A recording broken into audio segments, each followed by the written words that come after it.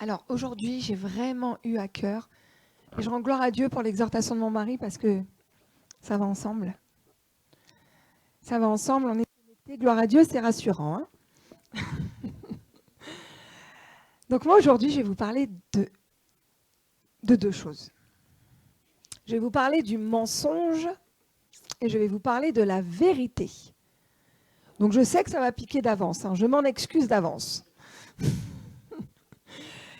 Mais voilà, on ne ressortira pas de ce culte accablé, on ne ressortira pas de ce culte mal, on ressortira de ce culte en nous posant les bonnes questions et avec un cœur humble. Voilà, tout simplement. Et je prie, Seigneur, au nom de Jésus, que tout ce qui va sortir de ma bouche, Père, aujourd'hui, soit totalement inspiré de toi, inspiré de ton esprit, Seigneur. Je prie, Seigneur, vraiment pour que les cœurs s'ouvrent. Je prie, Seigneur, au nom de Jésus, que les consciences, Seigneur, prennent conscience de tout ce qui va être dit, Seigneur. Et je prie, Seigneur, pour que la puissance de ta parole s'imprègne dans chacune des personnes ici présentes. Je te rends gloire, Père, pour ce que tu vas faire, pour ce que tu as déjà fait. Je te remercie, Papa, au nom de Jésus. Amen. Donc, tout le monde connaît Jésus. Oui. Donc on dit que Jésus, enfin la parole dit que Jésus est la vérité, le chemin, la vie. Le chemin, la vérité, la vie. Le chemin, la vérité, la vie. Le chemin à suivre, c'est donc Jésus. Donc je suis Jésus. Mais qui est Jésus? Jésus, c'est la parole faite chair. D'accord? Donc la parole, la Bible, c'est Jésus. Et comment je fais pour suivre Jésus? Comment je fais pour suivre la parole? Déjà, je lis la Bible. Je m'en imprègne, je la médite, je l'étudie. Mais du coup, je suis Jésus par sa parole et par son Saint-Esprit, parce que c'est le Saint-Esprit qui est en chacun de nous, qui nous donne l'opportunité et le pouvoir, si je puis dire, de pouvoir le suivre. D'accord? Et de pouvoir comprendre qui il est, de pouvoir avoir les révélations, de pouvoir le suivre tout simplement. Qu'est-ce que la vérité? La vérité, c'est Jésus. La vérité, c'est donc la parole de Dieu, c'est-à-dire la Bible. Ok? Donc, si je suis le chemin, si je suis Jésus, ça veut dire que je suis dans la vérité. D'accord? Et si je ne suis pas dans la vérité, si je n'obéis pas à la parole, ça veut dire que je ne suis pas dans la vérité. Et automatiquement, en Jésus, il n'y a pas de compromis. Il n'y a pas de juste milieu. Donc, si je ne suis pas dans la vérité, je suis dans le mensonge. Et le mensonge, c'est qui? C'est le diable. Ok? Donc, la vérité, c'est Jésus. Il est la vie éternelle. C'est ça la vérité. C'est qu'il est la vie éternelle par son Saint-Esprit. Et qu'au travers son Saint-Esprit qui vit en vous, vous avez la vie éternelle. C'est aussi ça la vérité. D'accord? Donc, vous avez tous en vous la vérité. Puisque vous avez tous en vous l'Esprit de Dieu et vous avez tous en vous Jésus. Donc, vous avez tous la vérité. Donc, lorsque tu t'éloignes de la vérité et que tu marches dans ta vérité, parce que ta vérité, c'est ta vérité pour toi. Mais en fait, si elle n'est pas alignée à la vérité de Dieu, ta vérité, c'est un mensonge. Donc ta vérité, en fait, quand tu t'éloignes de sa vérité, tu t'éloignes de sa parole. Donc tu t'éloignes de Jésus. Et finalement, tu es dans quelle vérité? Tu es dans la vérité du diable. Et c'est un fait. Comme il n'y a pas... Dieu, c'est binaire, c'est oui, non. Blanc, noir. Il n'y a pas de gris. Il n'y a pas de compromis. C'est tac, tac, tac, tac, tac, tac. Voilà. Si tu n'es pas dans le tac, tu es dans le toc. Enfin, vous voyez ce que je veux dire? Donc, si tu es finalement dans la vérité du diable, ça veut dire que tu es dans la vérité du mensonge. Parce que le diable, je vous le rappelle, est le père du mensonge. C'est le plus grand menteur qui existe sur cette terre. Car il n'est que mensonge. Tout ce qu'il est faux. Tout ce qu'il est n'est pas vrai. D'accord ? Et c'est comme ça, en fait, lorsqu'on n'est pas chrétien, en fait, qu'on est dans le monde, qu'on n'a pas eu cette grâce et cette chance, si je puis dire, d'avoir reconnu Jésus comme Seigneur et Sauveur, c'est là que se créent des limitations et des forteresses dans nos esprits. Parce qu'en fait, on ne vit pas selon la volonté du Seigneur. Et du coup, on se laisse imprégner, nos consciences s'imprègnent de mensonges. Et du coup, quand on arrive en Christ, ces forteresses, elles existent. On a beau arriver en Christ, mais c'est pas tac, d'un coup, je suis transformée, je deviens comme Jésus d'un coup. Non, c'est faux. C'est un cheminement. C'est un cheminement. Et du coup, qu'est-ce qui fait que vous avez eu ces forteresses et ces limitations? C'est que vous étiez éloigné de Dieu. Tout simplement. Mais en Christ, nous pouvons aussi être éloignés de Dieu. Et le but, c'est que ces limitations et ces forteresses tombent. Mais comment elles peuvent tomber si je reste éloigné de Jésus? C'est pas possible. C'est justement la vérité qui va venir briser, anéantir toutes ces forteresses. D'accord? Parce que les forteresses, finalement, les forteresses, ce sont des mensonges. Des mensonges qui sont devenus vrais pour vous. Des mensonges qui sont devenus une réalité pour vous. C'est ça, en fait, les forteresses. C'est que j'ai des choses en moi, j'ai des habitudes en moi, et je suis persuadée que c'est la vie, c'est comme ça. Mais en fait, pas du tout. Et les limitations des forteresses vous empêchent de rentrer dans votre gloire, dans la gloire de Dieu, dans la destinée que Dieu a pour vous. Et pourquoi? Parce que c'est le diable qui empêche que vous rentriez dans votre destinée. Il ne veut pas. Donc du coup, il va venir encore et encore et encore et encore vous accabler, vous mentir. Et ça, c'est le mensonge du diable. Le diable, il est mauvais. Et le plus gros combat qu'on a en Dieu, c'est la transformation de la conscience. Amen, pasteur.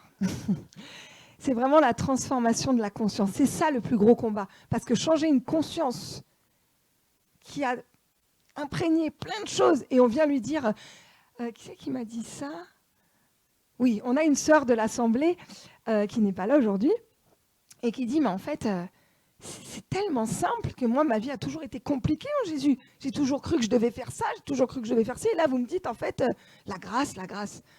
Et du coup, pour elle, elle dit, en fait, c'est ça le plus dur pour moi, c'est d'accepter cette évidence. C'est d'accepter cette facilité, cet amour, en fait, où on ne me demande rien en retour. Et elle dit, c'est ça le plus dur. Parce qu'elle était même adventiste avant. Alors imaginez, elle était adventiste et du coup, elle était vraiment pas droit de mettre de boucle d'oreille, pas de je dois faire le Shabbat. En fait, les adventistes, ils croient en Jésus, mais ils sont encore dans l'Ancien Testament.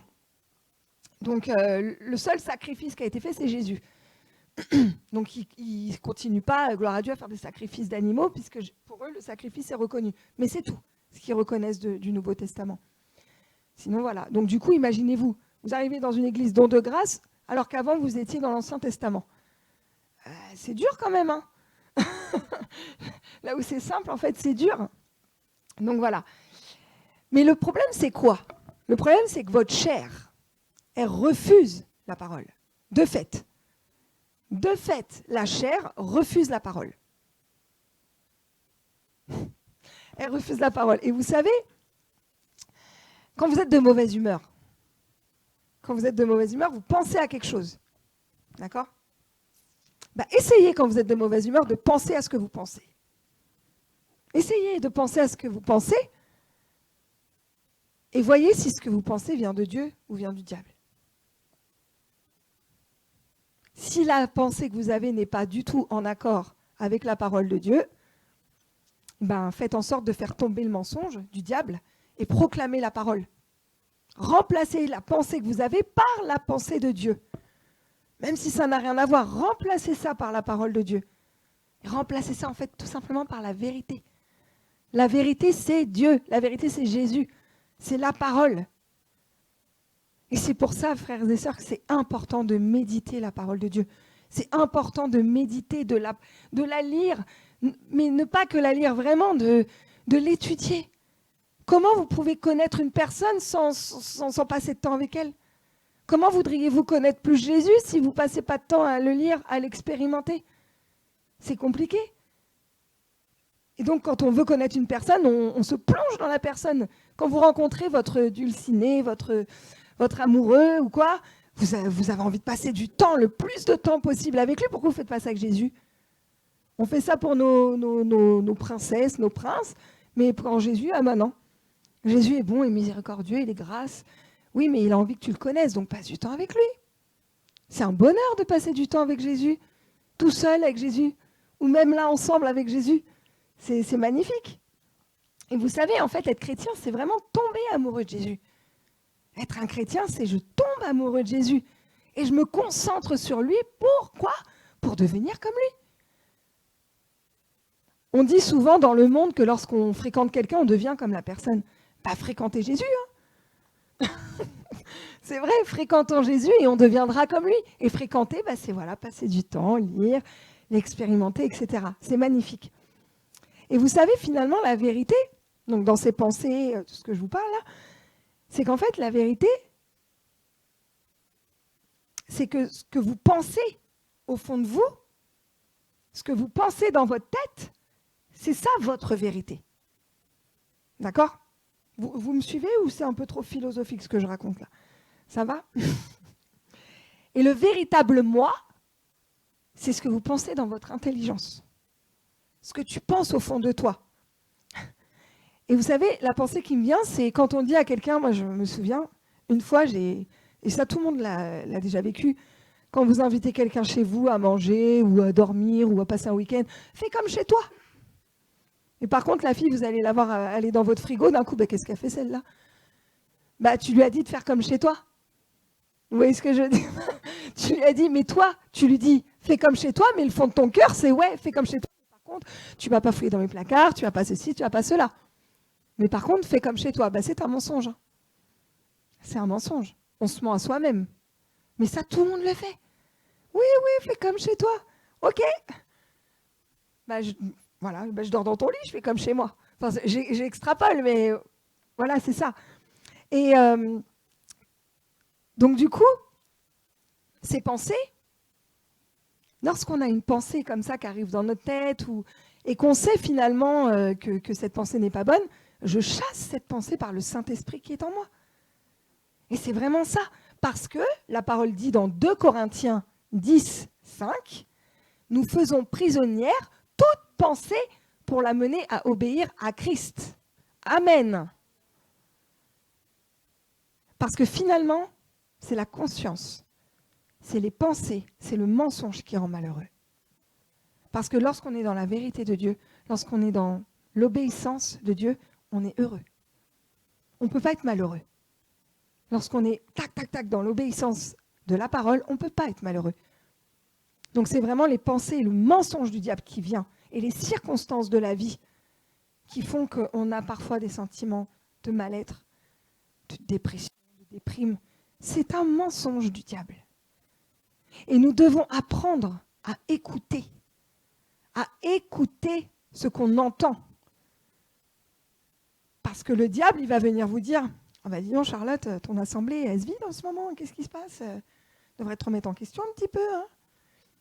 Voilà la pensée du diable. Et mon Dieu, à 3h du matin, qui me réveille, qui me dit « Ma fille, tu évangéliseras des foules. » Donc je préfère écouter quoi? Ma fille, tu évangéliseras des foules. Continue ou dis donc. Et là, quand on me dit dis donc, oui, ça crée quelque chose dans son cœur, ça crée du mal. Mais c'est un mensonge. Tout ce qui fait mal ne vient pas de Dieu. Tout ce qui vous fait du mal ne vient pas de Dieu. Et en fait, le combat le plus horrible, je trouve, selon moi, c'est le combat des pensées. C'est horrible. Lorsqu'on a des pensées qui viennent dans notre tête, c'est horrible, alors qu'on a l'arme fatale, si je puis dire, en nous, le Saint-Esprit. Mais malheureusement, dans ces moments, on n'a pas envie de prier. Malheureusement, dans ces moments, on n'a pas envie de louer. On a envie d'être seul, on n'a pas envie de retrouver des frères et sœurs, on a juste envie d'être recroquevillé, laissez-moi tranquille. Même ton Dieu, tu lui dis laisse-moi tranquille. Alors qu'en fait, la parole dit quoi? Et vous savez, le diable, il utilise vraiment ça pour vous éloigner de Dieu. Il utilise les pensées pour vous éloigner de Dieu. Parce que quand on n'a plus envie de prier, quand on n'a pas envie de louer, tout ça, ben, on est éloigné de Dieu. Et le diable, il est content. Alors que la parole dit bien, et moi je vous dis, l'Esprit de Dieu est là pour vous aider. S'il a été mis en vous, c'est pour vous aider. Et il est dit dans la parole, Romains 8, 26, 27, de même l'Esprit Saint, le Saint-Esprit. De même, le Saint-Esprit aussi nous vient en aide, parce que nous sommes faibles. En effet, nous ne savons pas prier comme il faut, mais l'Esprit lui-même prie Dieu en notre faveur avec des gémissements qu'aucune parole n'est capable d'exprimer. Vous êtes en train de pleurer, vous êtes triste, vous êtes énervé. Juste fermez les yeux, invoquez votre Dieu, pleurez s'il faut pleurer, mais soyez connectés à lui. Soyez tout simplement connectés à lui. Et l'Esprit, il est là, en vous, pour le louer. Il veut des louanges en tout temps. La parole dit bien dans Éphésiens 5, 19, « Encouragez-vous les uns les autres par des psaumes, des hymnes et des cantiques inspirés par l'Esprit. Chantez des cantiques et des psaumes pour louer le Seigneur de tout votre cœur. Remerciez Dieu le Père en tout temps et pour tout au nom de notre Seigneur Jésus-Christ. » Je suis en train de pleurer, je ne suis pas bien, je viens de recevoir une mauvaise nouvelle. Alléluia, Amen. Voilà. Et quand je chante le diable, bah, qu'est-ce qu'il fait? Il s'éloigne parce qu'il n'a aucune emprise. Il croit, mais il ne voit pas. Le diable ne sait pas ce que vous pensez dans votre tête. Le diable n'a pas accès. Il peut injecter, mais il ne peut pas être à l'intérieur de vous. Il ne peut pas être dans votre tête, en fait. Il ne peut pas savoir à quoi vous pensez. Et il ne peut pas. Il n'y a que Dieu qui peut ça. Il n'y a que Dieu. Mais le diable, lui, n'entend pas et ne voit pas. Donc, du coup, qu'est-ce que je fais? Je le contre-attaque. Je loue mon Seigneur. Et c'est magnifique. Parce qu'on a cette capacité avec le Saint-Esprit. Et dites-vous qu'avant chacune des situations que vous entreprenez, chaque chose que vous allez faire, que ce soit bien ou mal, vous êtes aimé de Dieu. Ayez vraiment en tête que vous êtes aimé de Dieu. Il vous dit, avant chaque chose que vous entreprenez, tu es justifié en moi. Tu es libre en moi, tu es purifié en moi. Ne t'inquiète donc de rien. Si tu fais quelque chose de pas bien, c'est pas grave, je te relèverai et tu passeras à autre chose. J'aime donner l'exemple de David, le roi David, qui a péché comme personne. Mais l'avantage, c'est quand il péchait, il ne refaisait jamais le péché 2 fois. Et c'est ça en fait. Quand on demande pardon à quelqu'un, demandons pardon, mais ne recommençons pas. Vous voyez? On a l'erreur. On est humain, on peut faire des erreurs. On peut faire des mauvaises actions, mais ça n'enlève pas l'identité de Jésus en vous. Voilà. Vos actions ne sont pas parfaites, mais vous êtes parfait en Christ. C'est dur à entendre. On entend souvent, je suis parfait en Christ. Mais est-ce que tu le penses vraiment que tu es parfait en Christ? Michel, tu es parfait en Christ. Amen. Tu es parfaite, Carole. Jordan aussi. On le pense vraiment dans l'intelligence ou on l'a dans le cœur aussi? Je suis parfaite. T'es un peu orgueilleuse de dire que t'es parfaite, toi. Bah ouais.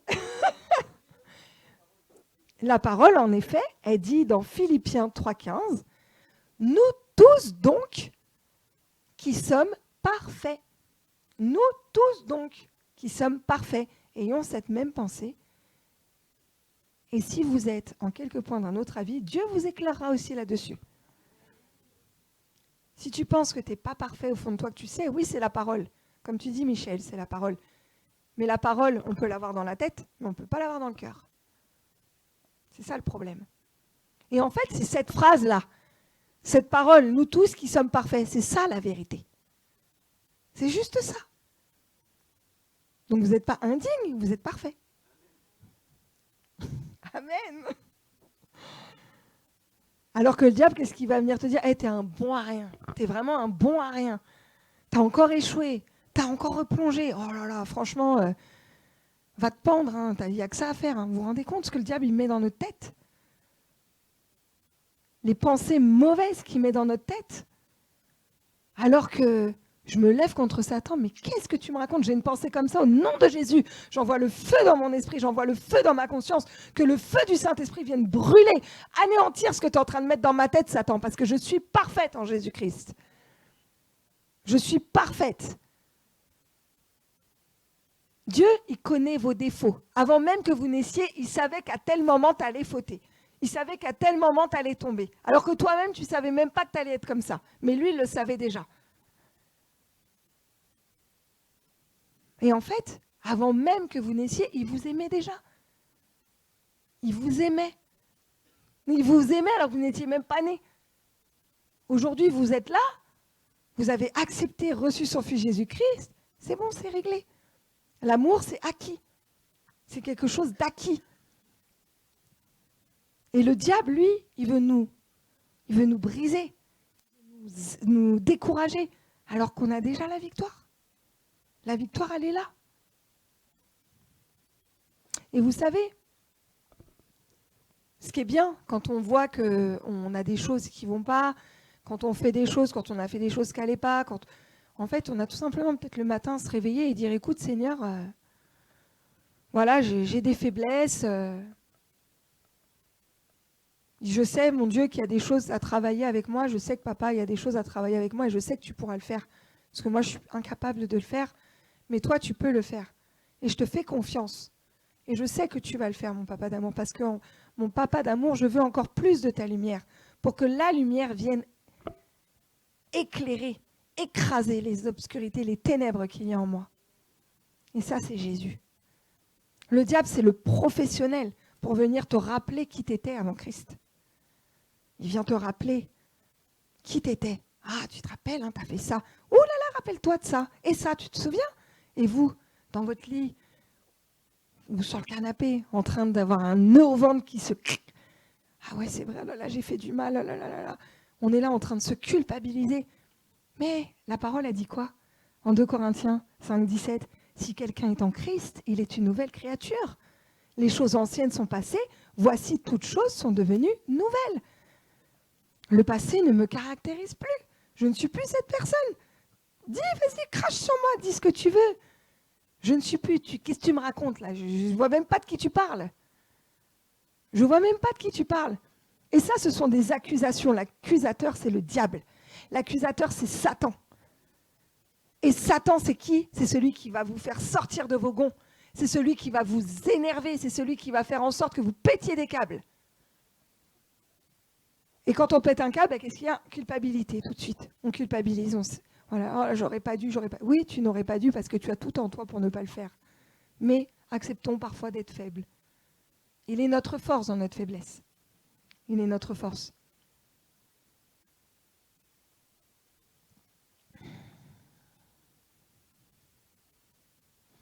Et vous savez, je donne l'exemple, moi, voilà, en toute transparence,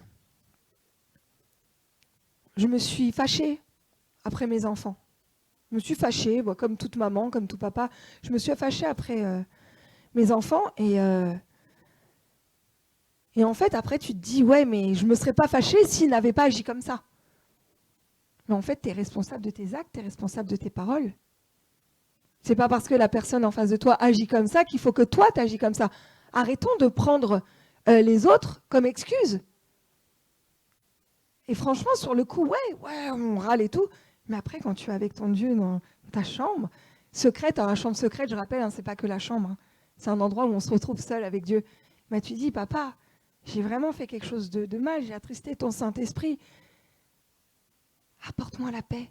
La paix pour que je puisse demander pardon, même à mes enfants. Lorsqu'on fait quelque chose de mal à quelqu'un, lorsqu'on offense quelqu'un, que ce soit grave ou pas grave, ça se trouve pour vous, c'est pas grave, mais pour la personne en face de vous, c'est très grave. Ça crée des blessures, ça crée des fissures dans le cœur. Tout ce que le diable fait est mauvais. Et il nous utilise même, nous, avec notre propre famille, avec nos enfants. On est utilisés. Mais lorsque je me rends compte, paf, je switch. Saint-Esprit, je suis ton enfant, je veux être aligné à ta parole. Donc, demande pardon, mon enfant. Vous voyez? Ça, c'est très important. Et ça s'appelle être dans l'obéissance du Saint-Esprit, dans l'obéissance de la parole. Au lieu de rester fâché, à remuer, en fait, tu te fais du mal tout seul. On se fait du mal pour rien et on fait du mal à l'autre aussi. Alors qu'en 2 secondes, ça peut être fini. Obéir à la parole de Dieu. Le diable est un gros menteur. Et la parole explique comment ne pas succomber. Comment ne pas succomber aux mensonges du diable. La parole dit dans Jacques 4, c'est pas que résister au diable et loin de vous il fuira. Avant, il y a quelque chose. Soumettez-vous donc à Dieu. Résistez au diable et il fuira loin de vous. Il y a avant, on oublie souvent ça. Hein. Soumettez-vous donc à Dieu. Soumets-toi à la parole de Dieu. Et le diable va fuir loin. Parce que quand tu te soumets à la parole de Dieu, tu résistes au diable puisque tu es fixé sur lui. C'est comme quand il y a quelqu'un qui vous énerve, que vous n'aimez pas au travail et tout. Enfin, en Christ, j'espère pas que ça arrive, mais dans le monde, on ignore une personne, genre on fait genre, elle n'existe pas. Mais faites la même chose avec le diable. Une personne qui est là en train de vous piquer au travail tout le temps, vous piquez, ça commence à monter. Ignore.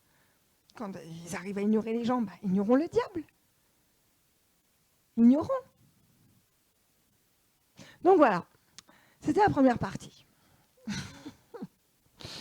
Donc le mensonge, c'est donc le diable qui est le roi des menteurs, et le mensonge, c'est la racine du mal. Donc, frères et sœurs, je vous en supplie, éloignez-vous du mensonge. Donc éloignez-vous du diable, mais éloignez-vous du mensonge. Et vous savez, le mensonge, c'est quoi aussi? C'est des ténèbres qui restent en vous. Tout à l'heure, je vous parlais de forteresse, de limitation, avant Christ, des choses que vous avez pu faire avant Christ, qui sont en vous, qui restent en vous. Ténèbres. Pourquoi j'appelle ça ténèbres? Ça veut dire que c'est des choses qui n'ont pas été mises à la lumière. Et lorsqu'on a des choses en nous qui n'ont pas été mises à la lumière, ce sont des cartouches pour le diable. Parce que c'est des ténèbres et ça lui appartient. Et c'est comme ça qu'il vous tient. Là, je ne suis pas esclave de Dieu, je suis esclave du diable. Parce qu'il me tient. Donc, mettre à la lumière les choses ténébreuses qui sont en nous, ça fait mal. Ça fait mal à la chair. C'est la chair qui a mal. C'est rien d'autre. Votre esprit, il attend que ça. Votre esprit, il attend juste ça. Mais la chair, elle a mal. Parce que la chair, elle n'aime pas être malmenée.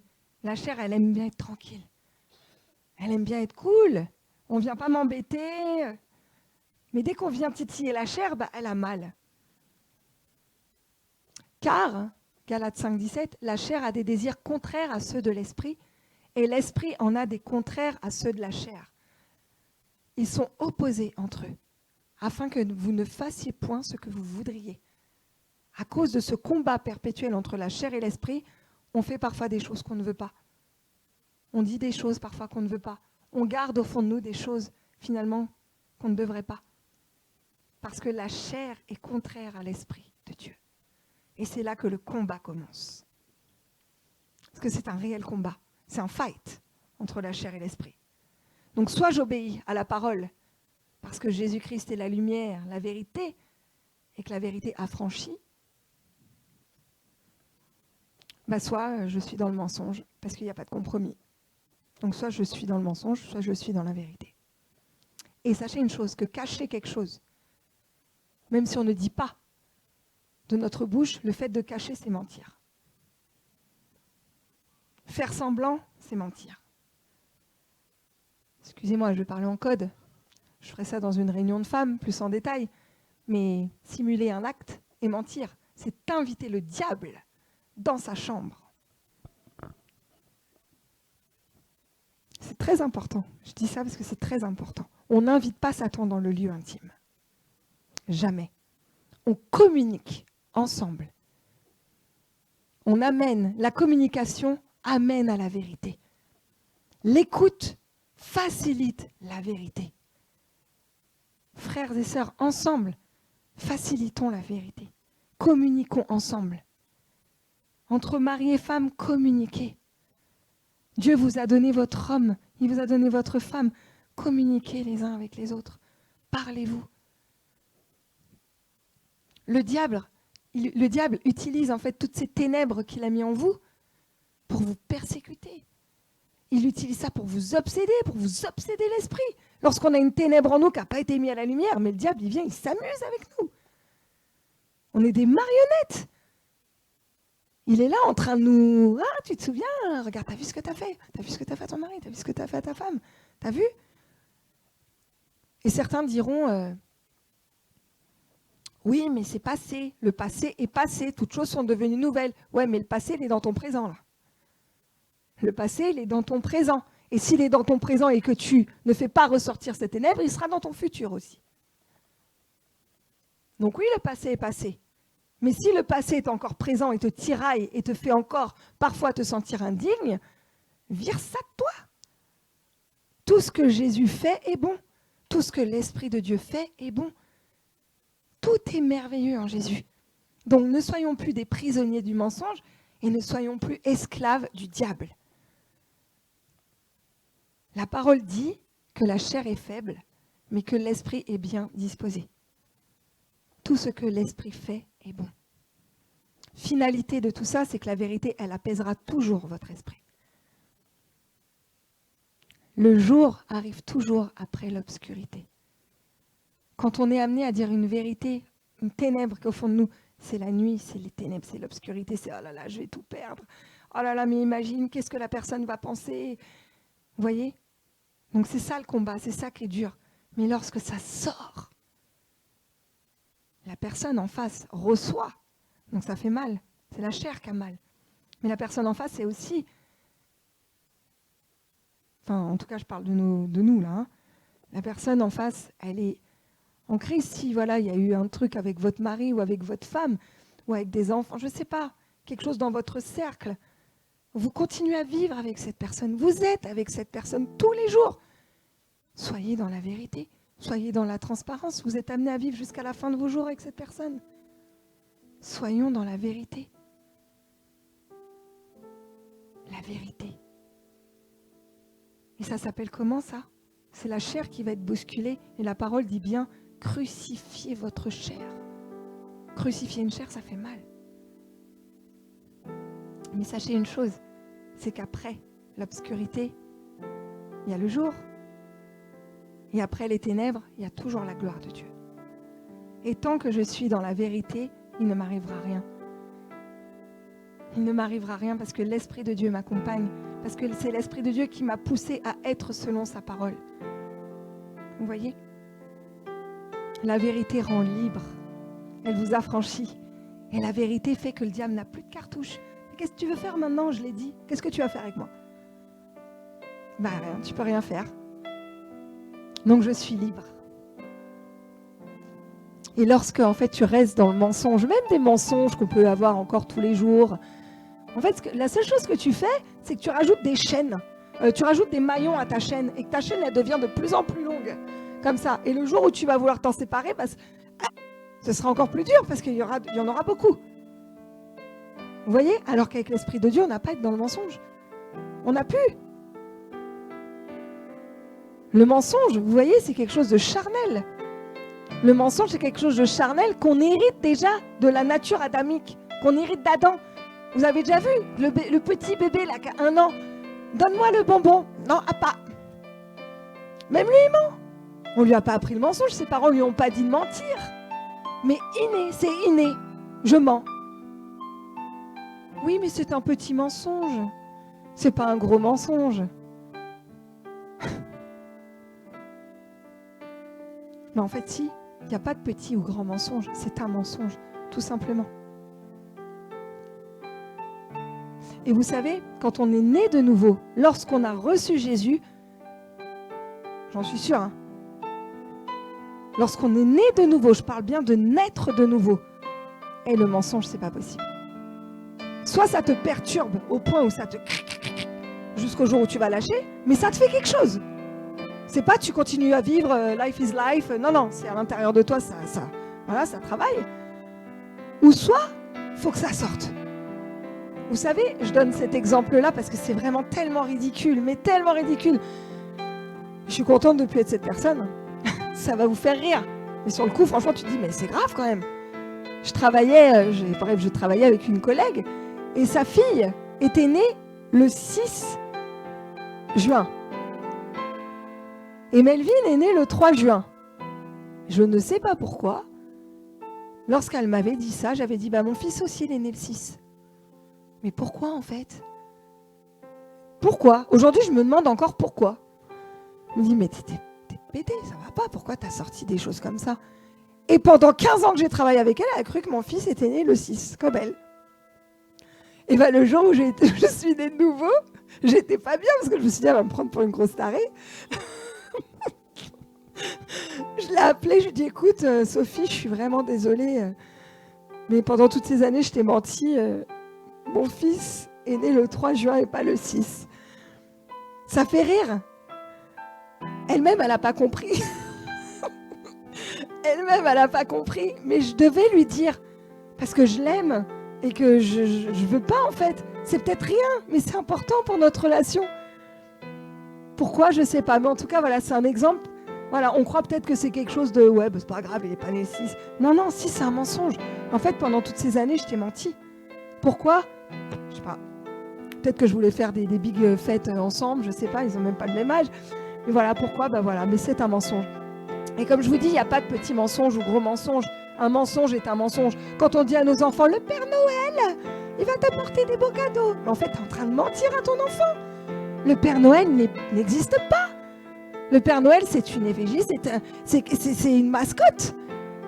Mia, elle aime le Père Noël, elle regarde le Père Noël, mais elle sait que c'est papa et maman qui rapportent les cadeaux. Voilà, on lui dit juste, va pas trop dire ça à l'école parce que ça risque de faire poser problème, mais en tout cas, ne mens pas. Le Père Noël, il n'existe pas. Quand on dit petit Papa Noël, quand tu descends du ciel, en fait, on est en train de prier le Père Noël. Hein. On prie le Père Noël. Hein. Maman, je veux un gâteau.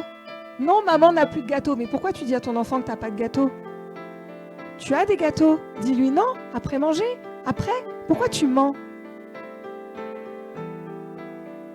Oui, je vais au travail. Tu dis à ton enfant, je vais au travail, alors que tu vas faire une fiesta avec tes copines. Non, dis à ton enfant, écoute, non, tu restes à la maison, bien sage avec papa, je reviens, je vais m'amuser. J'ai droit à du bon temps aussi. Quand quelqu'un t'appelle, oui, on peut se voir et tout. Ah non, je suis trop fatiguée aujourd'hui, je suis fatiguée. Mais en fait, t'as pas envie de la voir, pourquoi tu dis que t'es fatiguée? Ça, ce sont des petits mensonges, mais du mensonge. Ça s'appelle trouver des excuses. On se trouve des excuses et se trouver des excuses, c'est mentir. Donc soyons vrais.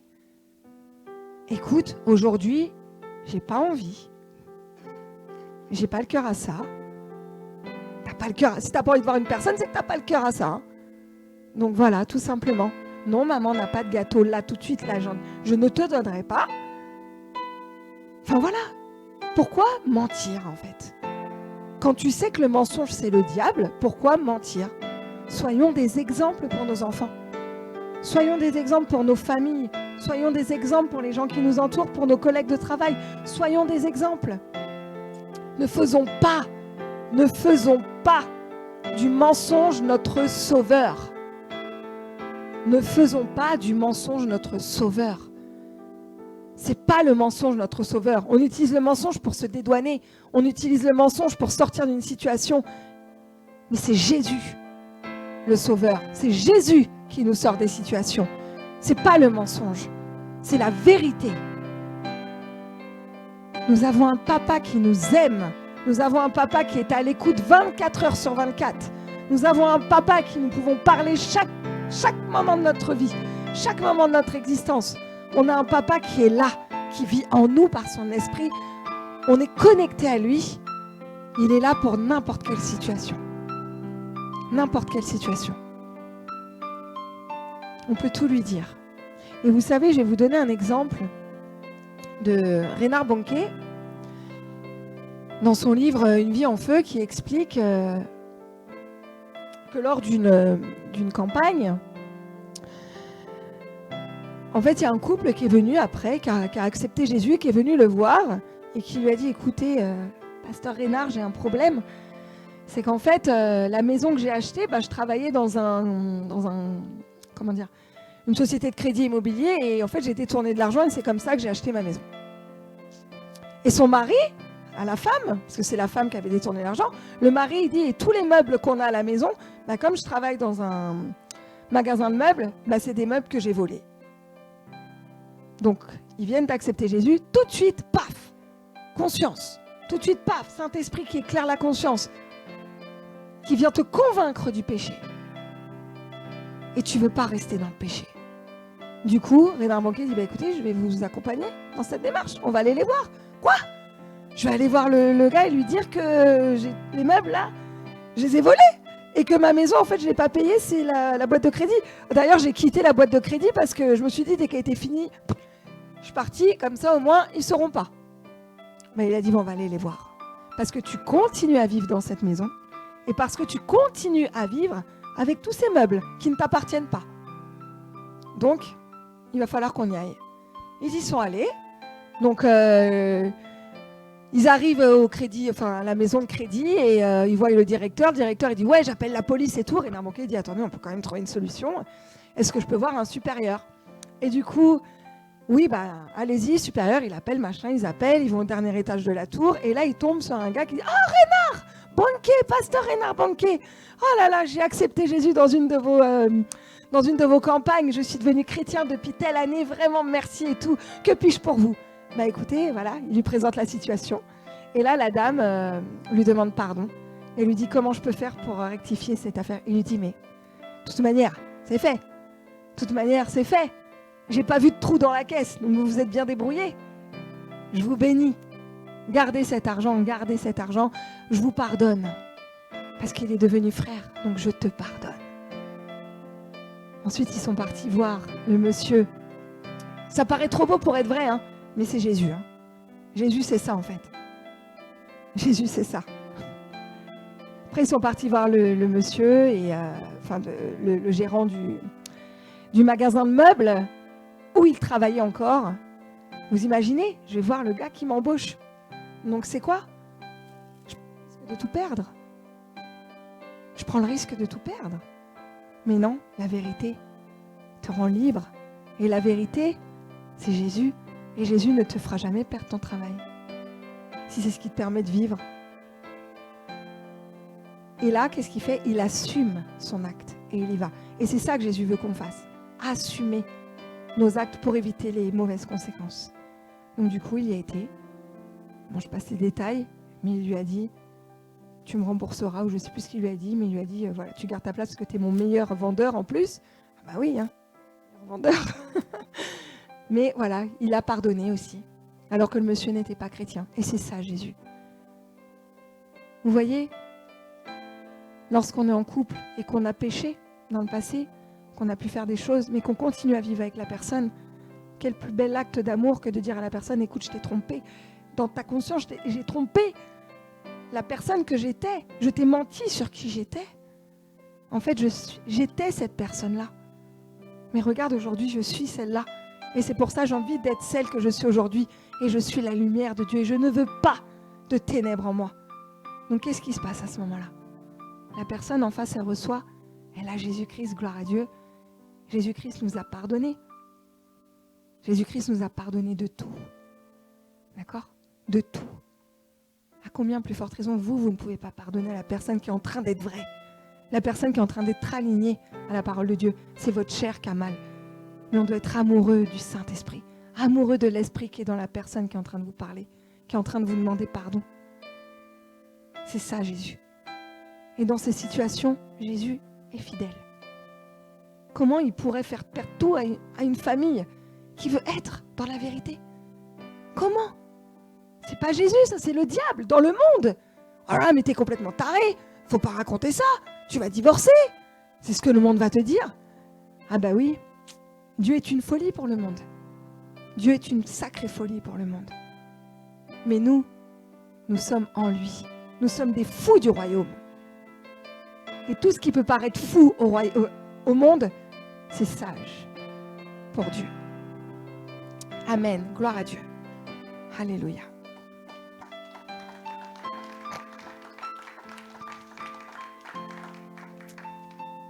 Du coup, je ne sais plus ce que je voulais dire.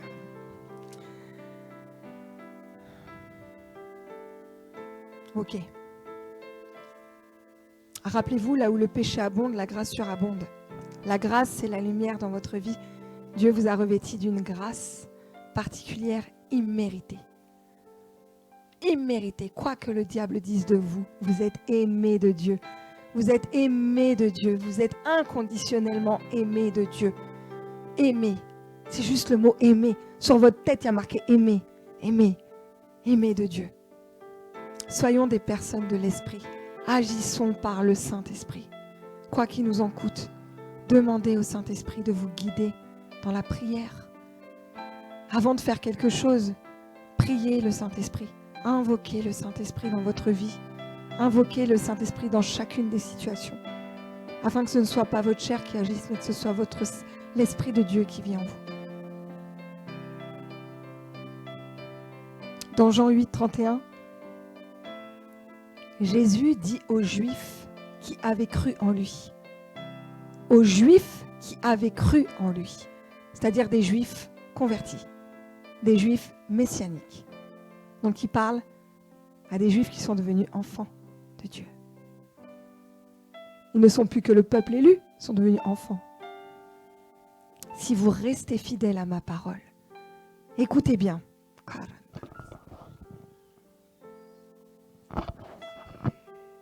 Père éternel, que cette parole s'imprègne dans le cœur de chacun. Que cette parole s'imprègne dans le cœur de chacun, Seigneur. Si vous restez fidèles à ma parole, vous êtes vraiment mes disciples. Si vous restez fidèles à ma parole, vous êtes vraiment mes disciples. Vous connaîtrez la vérité. Et la vérité vous rendra libre. La vérité vous rendra libre. Obéir à la parole en étant vrai. Mais obéir, c'est aussi pardonner, comme je vous l'ai dit, j'insiste là-dessus. Obéir, c'est aussi pardonner. Pardonner comme Jésus nous a pardonné. Pardonner comme Jésus, lui, a aussi pardonné. Parce que ce que la personne est en train de vous dire, Jésus l'a pardonné pour ce qu'elle a fait. Donc pardonnez cette personne. C'est un ordre du Seigneur. Pardonnez. Une injonction, comme faites de toutes les nations des disciples. Pardonnez 7 fois, 77 fois, c'est-à-dire à l'infini. Rappelons-nous que nous ne sommes rien sans Jésus. Rien. Nous ne sommes rien sans Christ. Donc quand on est charnel, c'est difficile de dire la vérité, difficile de pardonner, mais ni par force, ni par puissance, mais par son esprit, tout est possible. Tout est possible. Il n'y a pas plus belle liberté sur cette terre que de se coucher la conscience tranquille. Il n'y a pas plus belle liberté que de dormir en se disant « je suis libre ». Je vous assure, il y a 3 semaines ou 2 semaines, je ne sais plus, j'étais là en prière et je disais « Seigneur, merci, je suis libre ». En fait, je suis libre. J'ai rien en moi de cacher. J'ai rien en moi de cacher. Rien. Rien. Je suis libre. Et le Seigneur commencera à vous se servir de vous, sérieusement, lorsque vous serez libre. Il commence à se servir de vous, tout doucement. Mais le jour où vous êtes libre, c'est la percée, c'est l'envolée, c'est l'aigle. Parce qu'il n'y a plus rien qui nous alourdit. On vole léger. Ça, c'est Jésus. Et je vais finir, je vais lire parce que c'est une phrase que le Saint-Esprit m'a mis en tête. J'ai trouvé ça trop beau. Donc, il n'y a pas de plus belle liberté, et je vais finir par ça, que d'avoir la conscience tranquille et de se savoir libre.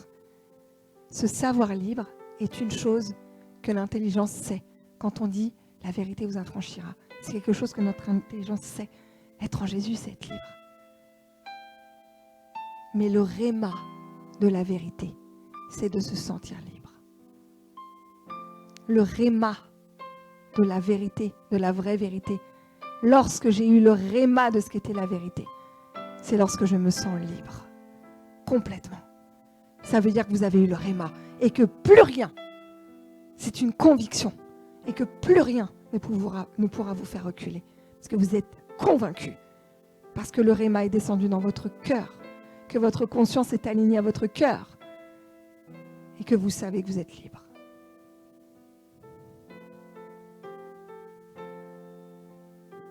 Alléluia. Merci Jésus pour ce message. Merci Seigneur. J'espère que ça vous a parlé.